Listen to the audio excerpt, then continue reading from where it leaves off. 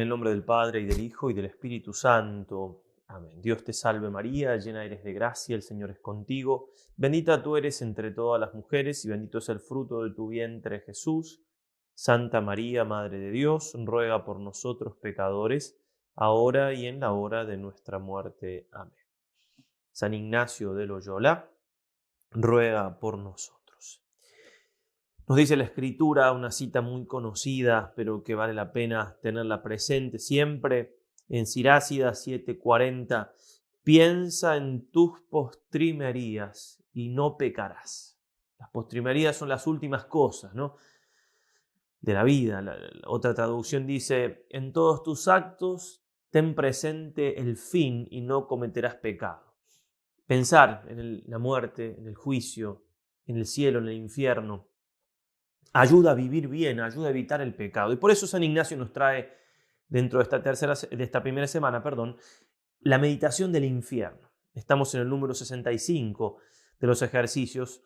Y antes de entrar en materia, quiero citar un párrafo del Papa Benedicto XVI a los obispos de Brasil en una visita ad limina.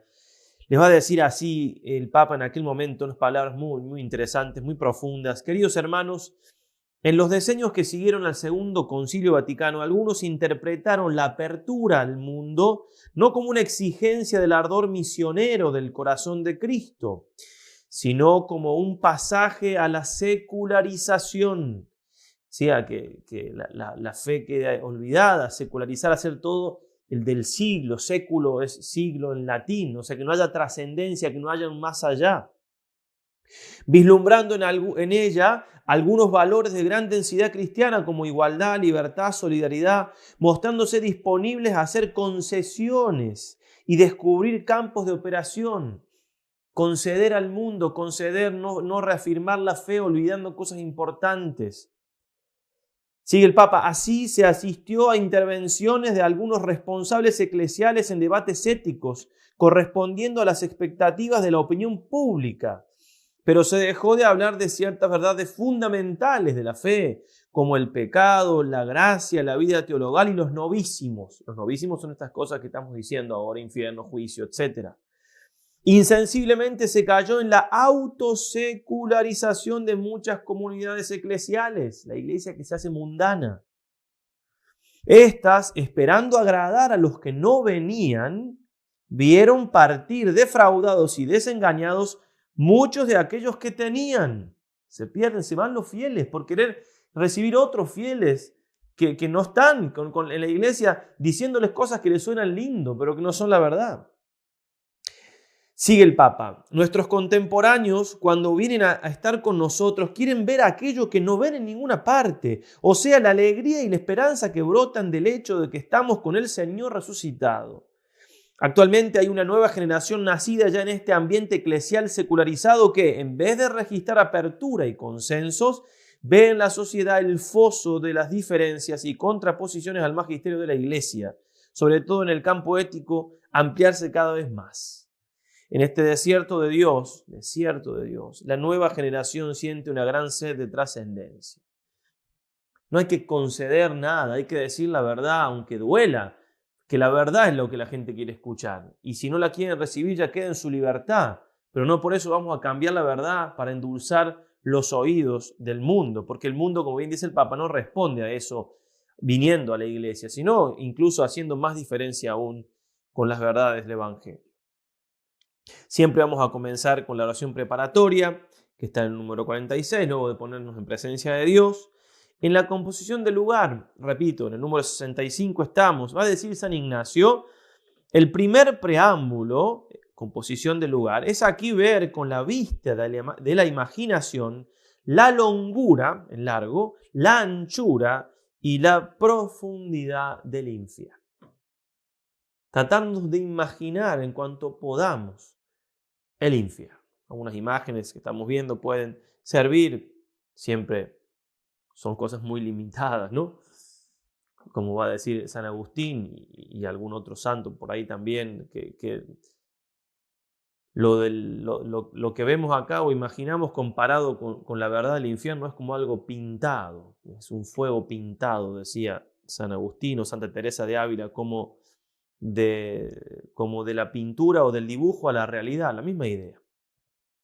La petición, como siempre, muy importante para mostrarnos bien a qué tenemos que apuntar, qué tenemos que suplicarle al Señor. Demandar lo que quiero, será aquí pedir interno sentimiento de la pena que padecen los dañados, para que si del amor del Señor eterno me olvidare por mis faltas, a lo menos el temor de las penas me ayude para no venir en pecado. Es cierto que nosotros estamos llamados a vivir la perfección del amor. Nosotros estamos llamados a vivir del amor, a vivir amando de verdad. Esto es lo que nos enseñan los ejercicios, a ordenar los amores. Pero también es cierto que a veces el amor no nos alcanza. Y entonces el miedo viene a ayudar al amor. O sea, hay que apuntar a esto que dice la primera carta de San Juan, capítulo 4, versículo 18. No cabe temor en el amor. Antes bien, el amor pleno expulsa el temor, porque el temor entraña castigo. Quien teme no ha alcanzado la plenitud del amor. Esa es una verdad incontestable. Ahora bien, si no llego a esa plenitud del amor que tiene un santo, el santo a lo único que le teme es a ofender a Dios, nada más. El amor ha llegado a la plenitud. Bien, si no llegamos a eso, nos viene bien tener presente estas verdades para que el amor sea defendido por el temor. Si no me alcanza el amor a Dios para no pecar, nos va a decir San Ignacio, entonces el miedo al infierno me ayude a no venir en pecado. A eso tenemos que tratar de apuntar en esta meditación, a pedir esa gracia. Por supuesto, es un temor que no descarta el amor.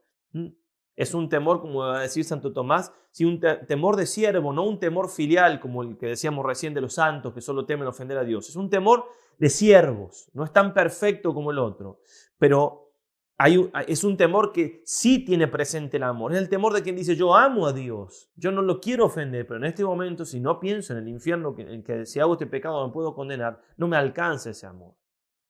Sí, por eso el temor ayuda y es un temor que tiene amor. El temor que va a llamar Santo Tomás servilmente servil, no de siervo, sino más todavía, no tiene nada de amor. Y es el temor de quien dice, a mí no me importa nada Dios, pero por no condenarme no voy a pecar. Ese temor, por supuesto, no es bueno y no es el temor al cual nos invita la Escritura tantas veces, tampoco es el temor al cual nos invita aquí San Ignacio.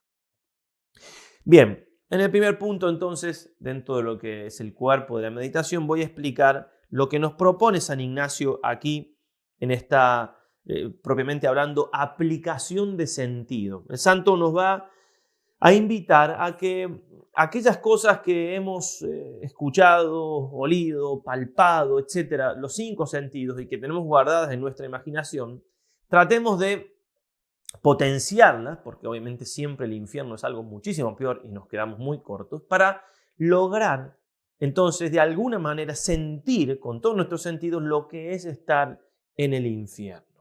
Entonces va a decir así el santo en el número 66 y siguientes. El primer punto será ver con la vista de la imaginación los grandes fuegos y las almas, las ánimas, como en cuerpos ígneos. El segundo, oír con las orejas llantos, alaridos, voces, blasfemias contra Cristo nuestro Señor y contra los santos. El tercero, oler con el olfato humo, piedra, azufre, sentina y cosas podridas. El cuarto, gustar con el gusto cosas amargas, así como lágrimas, tristeza y el verme de la conciencia, el gusano de la conciencia. El quinto, tocar con el tacto, es a saber, cómo los fuegos tocan y abrazan las ánimas.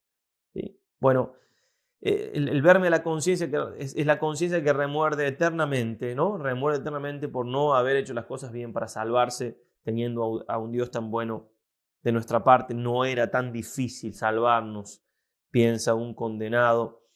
Bien, pueden hacer esto con mucho provecho, pueden detenerse aquí si tienen facilidad para esto, es de mucho provecho. ¿Sí? Hay santos que han tenido no solamente visiones del infierno como algunas que voy a relatar aquí, sino como Santa Teresa de Ávila, que ha podido estar en el infierno y sentir lo que ahí se sufre. Le ha cambiado la vida. Ella dice que es una de las mercedes, de las gracias más grandes que Dios le dio en la vida. Tratar entonces, o como decía aquel santo, si bajar al infierno en la tierra, en la vida, para no bajar después de muerto. Si pueden hacer esto, entonces con mucho provecho lo hacen. ¿Sí? Esto es lo que nos propone San Ignacio. lo hacen entonces como dedican toda la media hora o la hora que hagan de meditación en esto. Yo voy a dar un poco más de materia en 2 puntos siguientes, por si les es de provecho hacerlo también de esta manera más meditativo, o simplemente si esto ilumina un poco más y para hacer la aplicación de sentido. El segundo punto entonces, el infierno, una verdad revelada. Eh, Nosotros tenemos que tener presente que hoy en día no está muy de moda hablar del infierno. Va a decir el padre Castellani, un gran jesuita argentino, nunca estuvo de moda el infierno, ¿no? De todos modos, es una verdad que está clarísima en el Evangelio. Y si uno no quiere aceptar el infierno, tiene que hacerse de otra religión, o está creyendo en otro Jesucristo, o toma la palabra de Dios como si fuera palabra del vecino de la esquina. El Señor es clarísimo en su palabra. Es la misma verdad la que nos está hablando. Es algo revelado y si no me gusta, si me duele, bueno, seré yo que tengo que adaptarme a esa verdad y salvarme. Y no que Dios tiene que adaptarse a mí o que la verdad tiene que adaptarse a mí. Yo voy a citar in extenso, pero solamente de un evangelio, de San Mateo, las veces que el Señor hace referencia explícita al infierno o indirectamente nos habla de él. Ya en Mateo 3:12, Juan Bautista habla de un fuego que no se apaga. Mateo 5:20, después voy a citar solamente los versículos, siempre estoy en Mateo. Porque os digo, dice el Señor, que si vuestra justicia no es mayor que la de los escribas y fariseos, no entraréis en el reino de los cielos. Si no entramos en el reino de los cielos, quedamos afuera. No está hablando del infierno. Mateo 5:29, el Señor nos habla tan fuerte y tan claro de que hay que evitar el pecado. ¿Por qué? Justamente por el peligro de la condenación. Si pues tu ojo derecho te es ocasión de pecado, sácatelo y arrójalo de ti. Más te conviene que se pierda uno de tus miembros que no que todo tu cuerpo sea arrojado en la gehenna. Y si tu mano derecha es ocasión de pecado, córtala y arrójala de ti. Más te conviene que se pierda uno de tus miembros que no que todo tu cuerpo vaya a la gehenna. Obviamente que no hay que entenderlo en sentido literal, pero sí en sentido literal en otro, un poquito acomodado, pero no deja de tener la fuerza del sentido literal. Si hay algo en mi vida que me quita la gracia, que me aparta de Dios, pues entonces tendré que apartar eso de mi vida, aunque me duela, como si fuera cortar una mano, un miembro del cuerpo. También en 7:13 al 14, entrad por la entrada estrecha, dice el Señor, porque ancha es la entrada y espacioso el camino que lleva a la perdición, y son muchos los que entran por ella. Mas qué estrecha la entrada y qué angosto el camino que lleva a la vida, y pocos son los que la encuentran. No pocas vocaciones religiosas a lo largo de la historia se hicieron tales por asegurarse la salvación, por el miedo a que el mundo los tragara y lo hiciera perder definitivamente. 7:19, todo árbol que no da buen fruto es cortado y arrojado al fuego. 7:21 al 23, no todo el que me diga, dice el Señor, Señor, Señor, entrará en el reino de los cielos, sino el que haga la voluntad de mi Padre que está en los cielos. Estamos buscando los ejercicios, conocer y hacer la voluntad de Dios. Muchos me dirán aquel día, Señor, Señor, ¿no profetizamos en tu nombre? Y en tu nombre expulsamos demonios y en tu nombre hicimos muchos milagros. Y entonces les declararé, jamás os conocí, apartaos de mí, agentes de iniquidad. 10:28. Y no temáis a los que matan el cuerpo, pero no pueden matar el alma. Temed más bien al que puede llevar a la perdición alma y cuerpo en la gehenna. El santo temor de Dios, del cual estuvimos hablando recién. 13:47 y siguientes. También es semejante el reino de los cielos a una red que se echa en el mar y recoge peces de todas clases. Y cuando está llena, la sacan a la orilla, se sientan y recogen en cestos los buenos y tiran los malos. Así sucederá al fin del mundo. Saldrán los ángeles, separarán a los malos de entre los justos y los echarán en el horno de fuego. Allí será el llanto y el rechinar de dientes. ¿Puede ser más explícito el Señor en lo que nos dice? ¿Puede hacer falta aclaraciones? ¿Cómo puede una persona decir que el infierno no existe o que está vacío, como lo dicen hoy en día, como se enseña en la catequesis? A veces, ¿cómo puede ser? ¿Cómo hacen para entender de una manera tan diferente las palabras del Señor? 18:7 y siguientes. Ay del mundo por los escándalos. Es forzoso ciertamente que vengan escándalos, pero ay de aquel hombre por quien el escándalo viene. Y repite el Evangelio las mismas palabras que recién, pero recién hablaba de Gehenna y ahora lo dice más explícito todavía. Si pues tu mano o tu pie te es ocasión de pecado, córtatelo y arrójalo de ti. Más te vale entrar en la vida manco o cojo que con las dos manos o los dos pies será arrojado en el fuego eterno. Y si tu ojo te es ocasión de pecado, sácatelo y arrójalo de ti. Más te vale entrar en la vida con un solo ojo que con los dos ojos ser arrojado a la gehenna de fuego. En la parábola del banquete de bodas va a decir el Señor: cuando entró el rey a ver a los comensales, vio allí uno que no tenía traje de boda. Le dice: amigo, ¿cómo has entrado aquí sin traje de bodas? Él se quedó callado. Entonces el rey dijo a los sirvientes: atadle de pies y manos y echadle a las tinieblas de fuera.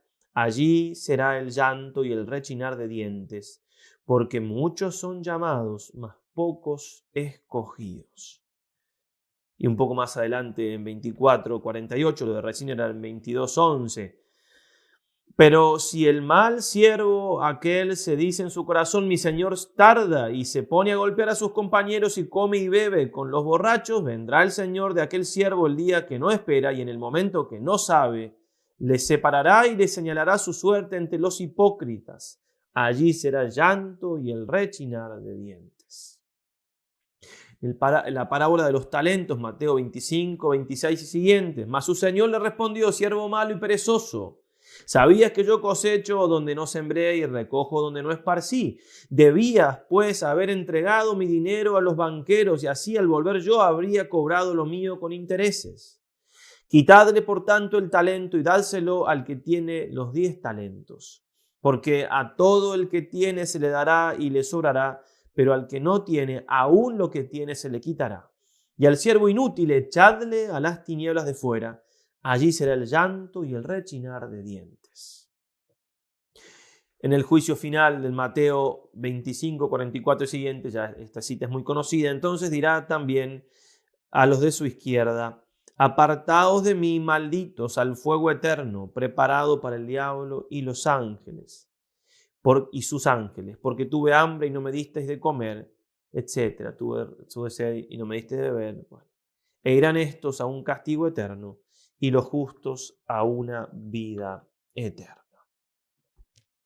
¿Por qué esta insistencia en citas y demás? Para que nos convenzamos de que realmente es verdad. Es una verdad revelada, clarísima. Estoy hablando de citas solamente de un evangelio. Faltan los otros evangelios, faltan el resto de la Sagrada Escritura, faltan los padres de la iglesia, falta el magisterio. Bien, convencernos de una verdad que nos puede dar miedo, y ojalá nos dé miedo, para decidirnos a alejarnos de allí mediante una vida santa, y también decidirnos a ayudar a otros a alcanzar la salvación, la santidad. Como tercer punto, quería hablarles de dos revelaciones privadas, una a los pastorcitos de Fátima y otra a Santa Faustina Kowalska, que va a decirnos así: es la santa de la misericordia, es decir, la santa a la cual el Señor le mostró verdades que están en el Evangelio, pero haciendo mucho hincapié en que es misericordioso y compasivo y perdona, pero así todo le mostró el infierno, porque la misericordia no se contrapone con la justicia. Dice así la santa: hoy he estado en los abismos del infierno, conducida por un ángel. Es un lugar de grandes tormentos, que espantosamente grande es su extensión. Los tipos de tormentos que he visto. El primer tormento que constituye el infierno es la pérdida de Dios. Hago un paréntesis. Hay dos penas en el infierno: la pena de daño y la pena de sentido. La pena de daño es haber perdido a Dios. Esto que dice ella, la primera pena, es no poder estar con Dios. Esa es la pena de verdad del infierno. Lo otro, la pena de sentido, el fuego y todas las demás cosas, son menores a la pena de daño. San Alfonso María de Ligorio va a decir: todas las demás penas comparados con esta pena, la de daño, apenas si son penas. Nos llama más la atención el fuego y eso, pero lo terrible del infierno es no poder estar con Dios para toda la eternidad. Es como que aquí en el mundo, en la tierra, en la vida, en el peregrinar terreno, podemos confundirnos y con este cuerpo que estamos unidos y demás, creernos que la felicidad está en las cosas terrenas y no pensar. Ahora, separado el cuerpo y el alma, se da esa claridad total de que estamos creados para Dios y que nuestro fin, nuestra felicidad está en Él, y sentir que eternamente vamos a estar separados de Él. Esa es el dolor más grande. Una separación que, como va a decir San Juan Pablo II, es más el hombre que se separa de Dios que Dios el que se separa del hombre. Es simplemente Dios quien respeta nuestra libertad. El segundo tormento, el continuo remordimiento de la conciencia. El tercero, aquel destino no cambiará jamás. El cuarto tormento es el fuego, que penetrará el alma pero no la aniquilará. Es un tormento terrible, es un fuego puramente espiritual, incendiado por la ira divina. El quinto tormento es la oscuridad permanente, un horrible, sofocante olor. Y a pesar de la oscuridad, los demonios y las almas condenadas se ven mutuamente y ven todos el mal de los demás y el suyo. El sexto tormento es la compañía continua de Satanás. El séptimo tormento es una desesperación tremenda, el odio a Dios, las imprecaciones, las maldiciones, las blasfemias. Estos son los tormentos que todos los condenados padecen juntos, pero no es el fin de los tormentos. Hay tormentos particulares para las distintas almas, que son los tormentos de los sentidos. Cada alma es atormentada de modo tremendo e indescriptible, con lo que ha pecado. Hay horribles calabozos, abismos de tormentos donde un tormento se diferencia de otro. Habría muerto a la vista de aquellas terribles torturas si no me hubiera sostenido la omnipotencia de Dios. Que el pecador sepa, con el sentido que peca, con ese será atormentado por toda la eternidad. Lo escribo por orden de Dios para que ningún alma se excuse diciendo que el infierno no existe o que nadie estuvo allí ni sabe cómo es. Yo, Sor Faustina, por orden de Dios estuve en los abismos del infierno para hablar a las almas y dar testimonio de que el infierno existe. Ahora no puedo hablar de ello, tengo la orden de dejarlo por escrito. Los demonios me tenían un gran odio, pero por orden de Dios tuvieron que obedecerme. Lo que he escrito es una débil sombra de las cosas que he visto. He observado una cosa, y miren qué interesante para nosotros que estamos meditando esto. La mayor parte de las almas que allí están son las que no creían que el infierno existe. Cuando volví en mí no pude reponerme del espanto. Qué terriblemente sufren allí las almas. Por eso ruego con más ardor todavía por la conversión de los pecadores. Invoco incesantemente la misericordia de Dios para ellos. Oh Jesús mío, prefiero agonizar en los más grandes tormentos hasta el fin del mundo que ofenderte con el menor pecado. Termina haciendo una declaración muy fuerte de lo terrible que es el pecado, más terrible que el infierno. Y como decíamos entonces también unas palabras sobre los pastorcitos de Fátima, tomándonos sobre todo de las declaraciones de Sor Lucía, la primita que no falleció, que quedó en vida para contarnos todas estas verdades. Ellos dieron varios secretos y uno de los secretos que caló muy hondo en ellos, todos, ¿no? Porque estuvieron dispuestos a ir a la cárcel antes que develarlos, pero el misterio, el secreto sobre el infierno, y fue sobre todo a Jacinta, a quien más le caló hondo, así como le había calado más hondo a Francisco el hecho de consolar a Jesús, de haberlo visto triste al Señor. Dice así Sor Lucía por pedido del obispo de Fátima: excelentísimo señor obispo, dije ya a vuestra excelencia en las anotaciones que le envié una vez leído el libro Jacinta, que ella se impresionaba muchísimo con algunas de las cosas reveladas en el secreto.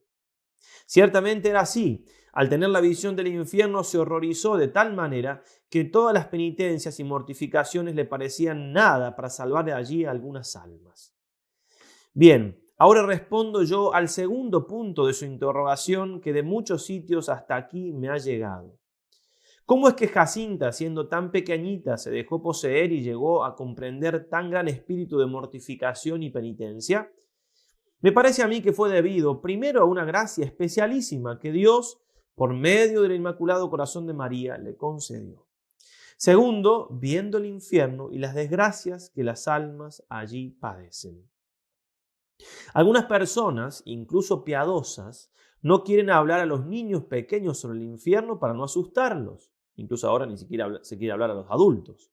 Sin embargo, Dios no dudó de mostrarlo a 3 y una de ellas contando apenas 6 años. Y él sabía que había de horrorizarse, Jacinta, hasta el punto de, casi me atrevería a decirlo, morirse de susto. Con frecuencia se sentaba en el suelo o en alguna piedra y pensativa comenzaba a decir: el infierno, qué pena tengo de las almas que van al infierno. Y las personas que, estando allí vivas, arden como leña en el fuego. Y asustada se ponía de rodillas y con las manos juntas rezaba las oraciones que Nuestra Señora le había enseñado. Oh Jesús mío, perdónanos, lo que rezamos entre misterio y misterio. Y permanecía así durante largo tiempo de rodillas, repitiendo la misma oración. De vez en cuando me llamaba a mí o a su hermano, como si despertara de un sueño: Francisco, ¿vosotros rezáis conmigo? Es preciso rezar mucho para librar a las almas del infierno. Van para allá tantas. Otras veces preguntaba: ¿por qué Nuestra Señora no muestra el infierno a los pecadores? Si ellos lo vieran, no pecarían para no ir allá. Has de decir a aquella señora que muestre el infierno a toda aquella gente, se refería a la gente que estaba en Cobadeiría en el momento de la aparición. Verás cómo así se convierten. Después, medio descontenta, me preguntaba: ¿por qué no dijiste a Nuestra Señora que mostrase el infierno a aquella gente? Lo olvidé, le respondí. También yo lo he olvidado, decía ella con aire triste. ¿Qué pecados son los que esa gente hace para ir al infierno? No sé, tal vez el pecado de no ir a misa los domingos, de robar, de decir palabras feas, de maldecir, jurar. Y solo así, por una palabra, van al infierno. Claro, es pecado, respondía en diálogo, ¿no? Ella, Jacinta, con su prima Lucía. ¿Qué trabajo les costaría el estar callados e ir a misa? Qué lástima me dan los pecadores. Si yo pudiera mostrarles el infierno. Algunas veces, de una manera repentina, se agarraba a mí y me decía: yo voy al cielo, pero tú te quedas aquí. Si Nuestra Señora te lo permitiera, di a todo el mundo cómo es el infierno, para que no cometan pecados y no vayan allá. Otras veces, después de estar un poco de tiempo pensando, decía: tanta gente que va al infierno, tanta gente en el infierno. Para tranquilizarla yo le decía: no tengas miedo, tú irás al cielo. Voy, decía con paz, pero yo quisiera que todas aquellas gentes fueran también allá. Cuando ella, por mortificarse, no quería comer, yo le decía: Jacinta, anda ahora, come. No, ofrezco este sacrificio por los pecadores que comen más de la cuenta. Cuando durante la enfermedad iba algún día a misa, le decía: Jacinta, no vengas, tú no puedes, hoy no es domingo. No importa, voy por los pecadores que no van ni los domingos. Si alguna vez oía alguna de esas palabras que alguna gente hacía alarde de pronunciar, han sido blasfemias, se cubría la cara con las manos y decía: Dios mío, ¿no saben estas gentes que por pronunciar estas cosas pueden ir al infierno? Jesús mío, perdónales y conviértelas. Cierto es que no saben que con esto ofenden a Dios. Qué lástima, Jesús mío, yo rezo por ellos. Y ella repetía la oración que enseñada por Nuestra Señora: oh Jesús mío, perdónalos, etcétera, etcétera. Recordemos, Jacinta tenía 6, Francisco tenía 9 y Lucía tenía 10 añitos. En algunos momentos le preguntaba, dice Lucía: Jacinta, ¿en qué piensas? Y no pocas veces respondía: en esa guerra que ha de venir, en tanta gente que ha de morir e ir al infierno. Qué pena, si dejasen de ofender a Dios no vendría la guerra ni tampoco irían al infierno. Tanto impresionó a Jacinta la meditación del infierno y la eternidad que a veces jugando preguntaba: pero, oye, después de muchos años el infierno no se acaba. Y otras veces: ¿y los que allí están en el infierno ardiendo nunca se mueren y no se convierten en cenizas? Y si la gente reza mucho por los pecadores, ¿el Señor los libra de ir allí? Y con los sacrificios también. Pobrecitos, tenemos que rezar y hacer muchos sacrificios por ellos. Después añadía, qué buena es esa señora, la Virgen, y nos prometió llevarnos al cielo. Recuerdo que el infierno es para siempre, que las almas de allí no salen, que tampoco son aniquiladas. De ahí entonces lo profundo de estas verdades que estamos meditando. Termino con lo que decía San Juan Pablo II en Fátima al beatificar a los pastorcitos. Con su solicitud materna, la Santísima Virgen vino aquí a Fátima a pedir a los hombres que no ofendieran más a Dios nuestro Señor, que ya ha sido muy ofendido. Su dolor de madre la impulsa a hablar. Está en juego el destino de sus hijos. Por eso pedí a los pastorcitos, rezad, rezad mucho y haced sacrificios por los pecadores, pues muchas almas van al infierno porque no hay quien se sacrifique y pida por ellas. La pequeña Jacinta sintió y vivió como suya esta aflicción de la Virgen, ofreciéndose heroicamente como víctima por los pecadores. Un día, cuando tanto ella como Francisco ya habían contraído la enfermedad que los obligaba a estar en cama, la Virgen María fue a visitarlos a su casa, como cuenta la pequeña. Comillas. Nuestra Señora vino a vernos y dijo que pronto volvería a buscar a Francisco para llevarlo al cielo. Y a mí me preguntó si aún quería convertir a más pecadores. Le dije que sí. Sigue el Papa. Y al acercarse el momento de la muerte de Francisco, Jacinta le recomienda: da muchos saludos de mi parte a nuestro Señor y a Nuestra Señora y diles que estoy dispuesta a sufrir todo lo que quieran con tal de convertir a los pecadores. Jacinta se había quedado tan impresionada con la visión del infierno durante la aparición del 13 de julio, sigue diciendo el Papa, que todas las mortificaciones y penitencias le parecían poca cosa con tal de salvar a los pecadores. Termina diciendo el Santo Padre, el mensaje de Fátima es un llamado a la conversión, alertando a la humanidad para que no siga el juego del dragón, que con su cola arrastró 1/3 de las estrellas del cielo y las precipitó en la tierra. La meta última del hombre es el cielo, su verdadera casa, donde el Padre Celestial con su amor misericordioso espera a todos. Dios quiere que nadie se pierda. Por eso hace 2000 años envió a la tierra a su Hijo a buscar y a salvar lo que estaba perdido. Lucas 19:10. Él nos ha salvado con su muerte en la cruz. Que nadie haga vana esa cruz. Pidámosle a María Santísima en el coloquio, pidámosle al Señor, a nuestro Padre, la gracia entonces de no esquivarle a considerar estas verdades, que son fuertes, son profundas, son difíciles, son duras, son cosas a las cuales por instinto uno querría ni mirar, pero es lo mismo que si uno tiene una herida y no la quiere mirar y por eso no la cura. Animarnos entonces a enfrentar esta gran verdad del infierno y que nos ayude entonces a decidirnos, a alejarnos lo más posible de él. ¿Qué significa esto? Buscar la santidad con todas las fuerzas. Y también, como decíamos al principio, que esto nos motive a que otros también puedan alcanzar el cielo, salvarse, es decir, que nos haga grandes apóstoles del corazón del Señor. Ave María Purísima, sin pecado concebida. Fue por mí.